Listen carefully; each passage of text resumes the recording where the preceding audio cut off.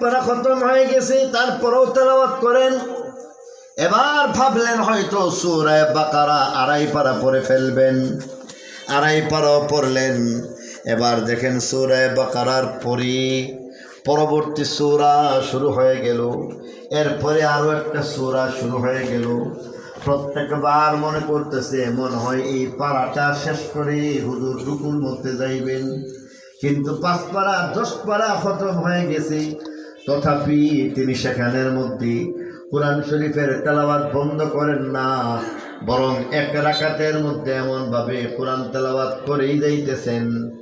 যখন দেখলেন এক রাকাতের মধ্যে 11 পারা 12 পারা কোরআন তেলাওয়াত হয়ে গেছে, তালিবুল ইলম ছাত্র তার পক্ষে সম্ভব হয় নাই, নামাজ ছাড়িয়া দিলেন।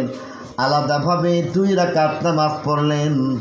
পক্ষান্তরে আল্লাহর ওলি 2 রাকাত নামাজের মধ্যে পুরা রাত 2 রাকাত নামাজের মধ্যে 15 পারা 30 পারা কোরআন তেলাওয়াত করে খতম আদায় করে।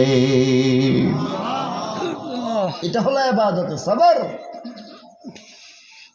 আমরা তো এগুলি না, আমরা তো নামাজই পড়ি না।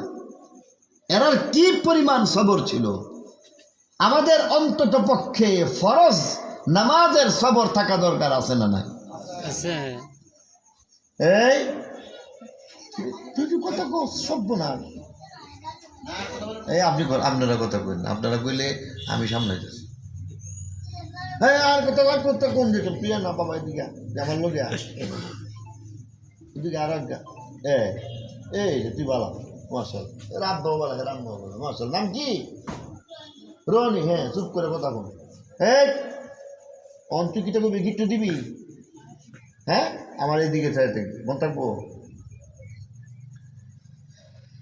ইয়া আইয়ুহাল্লাযীনা আমানুস্তাঈনু বিস-সাবরি, আল্লাহ বলেন সবরের মাধ্যমে আমার কাছে চাও। ইবাদতের সবর লাগে। দ্বিতীয় নম্বর সবর আনিল মাআসি, গুনাহ থেকে বাঁচতে সবর লাগে। যার মধ্যে সবর আছে সে কোনোদিন বেপরদা চলাফেরা করে না।